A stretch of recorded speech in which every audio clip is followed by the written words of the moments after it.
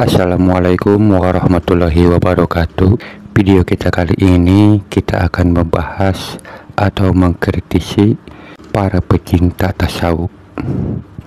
Jadi yang dimana di video yang dulu saya mengkritisi ulama yang berbicara atau yang berceramah tentang tasawuf. Sekarang kita mengkritisi para pecintanya. Seperti yang kita ketahui bahwa ulama-ulama tasawuf yang berbicara tentang tasawuf, tentang hakikat, kalau kita benar-benar memahami dan mendengarkan dari ceramah-ceramahnya itu, beliau-beliau ini menginginkan kita ini untuk berpikir kritis. Jadi artinya kita ini diharuskan atau diinginkan oleh para ulama itu, kita ini untuk berpikir cerdas, untuk berpikir kritis. Nah, konsekuensinya pasti kita akan tahu bahwa setiap orang yang kritis, yang cerdas akan mengkritisi, baik itu mengkritisi hal-hal yang lain, bahkan bisa saja mengkritisi ulama itu sendiri.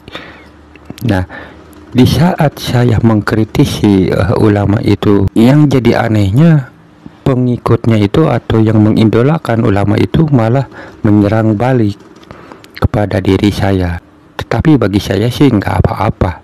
Yang jadi permasalahan adalah kenapa si pencinta ini seakan-akan tidak paham. Kan logika saya begini, dimana ulama menginginkan untuk kita ini berpikir cerdas, berpikir kritis, maka wajar dan pasti beliau-beliau ini tidak akan marah jika kita kritis, walaupun kekritisannya itu menyerang dirinya sendiri. Tetapi di sini kan membuktikan bahwa kita ini mampu menggunakan akal pikir kita. Tetapi orang yang mengidolakan ulama itu, di saat saya mengkritik, menganggapnya bahwa saya itu kurang paham lah atau apalah dengan bahasa-bahasa seperti itu. Jadi seperti kayak gimana ya berpikirnya? Anggaplah seperti kita kan tahu bahwa ada kaum atau anggaplah sebuah agama di mana kaum itu terkesan mengidolakan seorang sosok tertentu, tetapi pada kenyataannya kaum itu malah menghinakannya, sementara kita yang tidak berada di dalam kaum itu justru kita ini mengidolakan dan menghargai sosok orang itu tersebut. Ini juga sama seperti si pencinta tasawuf itu. Mereka terkesan mengidolakan, menyanjungnya si ulama itu, tetapi sesungguhnya mereka itu menghinakannya dengan cara tidak mau berpikir kritis. Padahal ulama itu mengajak kita untuk berpikir cerdas, berpikir kritis. Ini keanehan para pecinta tasawuf itu.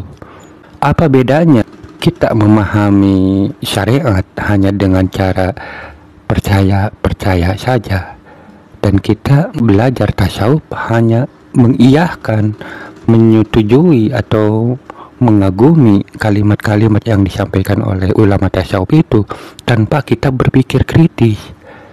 Itu kan tidak ada perubahannya, dimana dulu kita berposisi di syariat dan sekarang berposisi di tasawuf, tetapi perilaku pikiran kita hanya begitu-begitu saja, tidak ada perubahan dalam hal kecerdasan.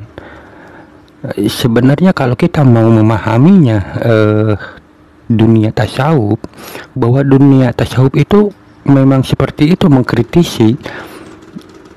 Bagaimana mungkin ulama itu bisa memahami sesuatu yang lebih detail, lebih hakiki kalau dia tidak mengkritisi?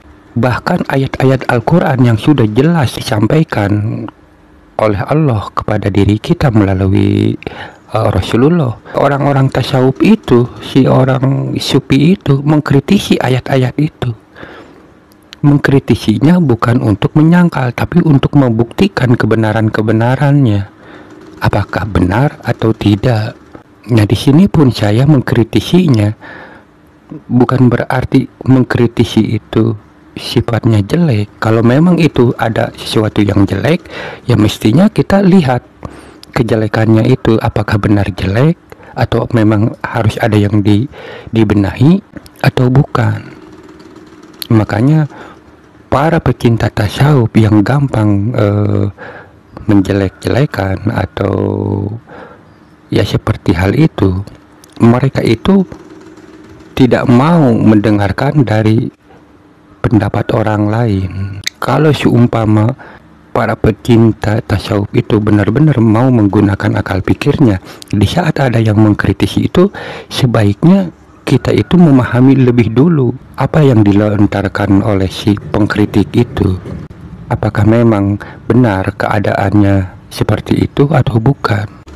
Kadang-kadang cara berpikirnya para pecinta tasawuf ini yang dalam kutip tidak berpikir kritis, biasanya di saat ada orang yang mengkritisi ulama idolanya, dia hanya mendengarkan sebatas itu saja, tidak bisa memahaminya.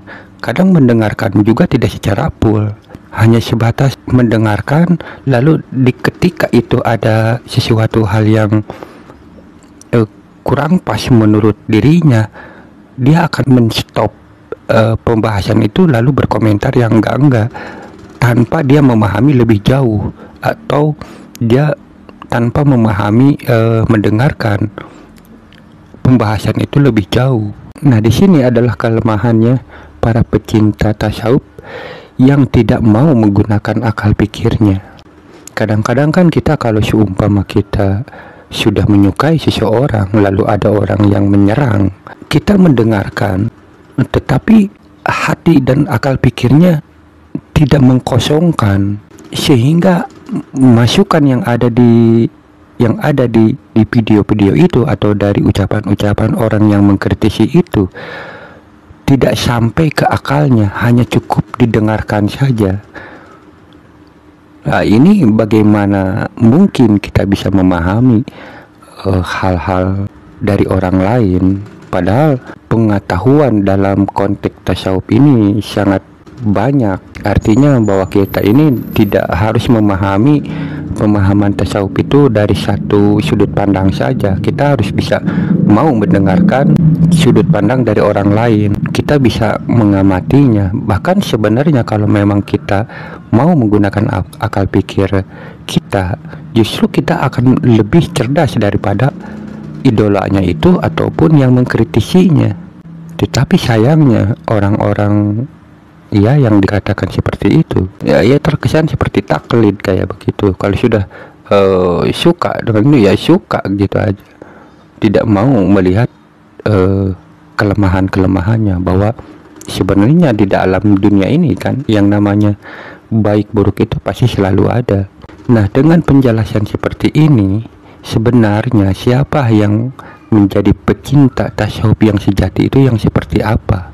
Jangan kita ini berkesan seperti mengidolakan ulama tersebut, padahal sesungguhnya kita ini menghinakan. Karena apa?